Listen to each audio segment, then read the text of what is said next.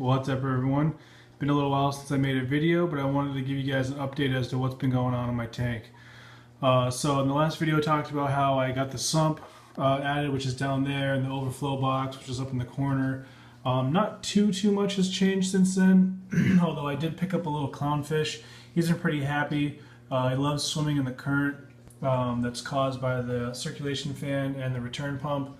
The torch coral is growing slowly, but it is getting a lot bushier, and there are more polyps on it now, so slow but steady. So that one's looking good. Then this green star polyp has just been insane. I kind of call it the shaggy dog just because of how long the polyps are on it, and it looks really good in the current. So something must have brushed up against it there because it closed up a little bit, but I've got some coralline algae, which you can see some purple splotches there and over there. And of course it's taking over the back wall. You can just see the dots all over the place. And actually one of the hermit crabs has the coralline algae growing on its shell. And then this green zoanthid, I'm going to have to move it only because, I don't know, the colors just don't really pop that much.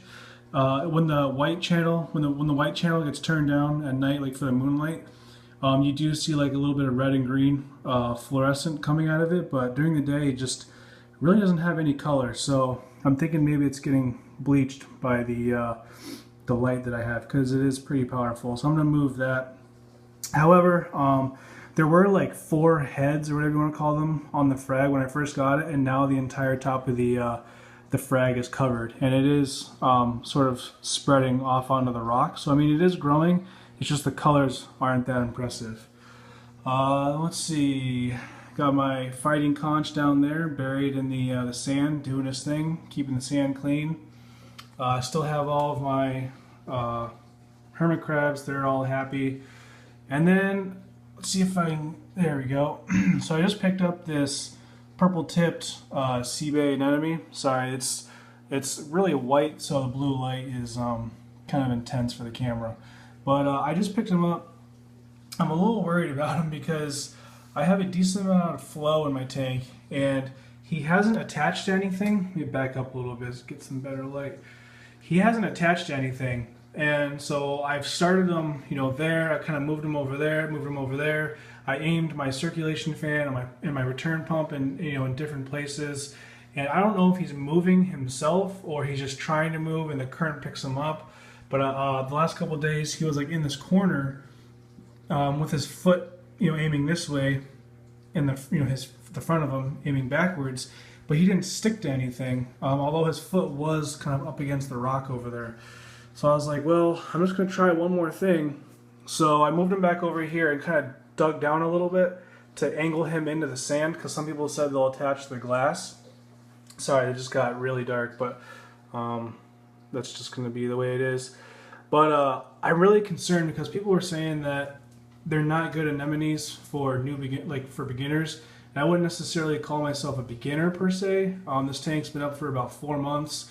I've done a lot of research. I monitor my water parameters. I have a stable tank, but I'm just worried that maybe I may have bitten off something bigger than I can chew.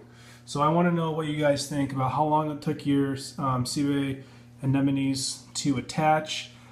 So far, he hasn't closed up that much. He did close up when I moved him, but he opened back up. And his mouth, people were saying, I doubt I'm going to be able to get that. Yeah, I'm not going to be able to get it. It's just the lighting is too intense. But his mouth, for the most part, is closed. And then sometimes it's open, but it's not gaping open. It's just kind of open a little bit. So I might give it a couple days and try to feed him like some mysis shrimp or something like that. Some people said to get some sort of zooplankton and try to feed him that. I'm not really sure. I might go back to the local fish shop that I picked it up at and see if I can maybe exchange him for something else. I don't want to give up on him yet. I just don't want to kill, a $50 anemone. So I don't know. I'm curious to see what you guys think. Please tell me your experiences with your anemones. If you have any recommendations, suggestions, I would love to hear it. And of course, if you have any questions about my tank, I would love to answer your questions and help you guys out the best I can.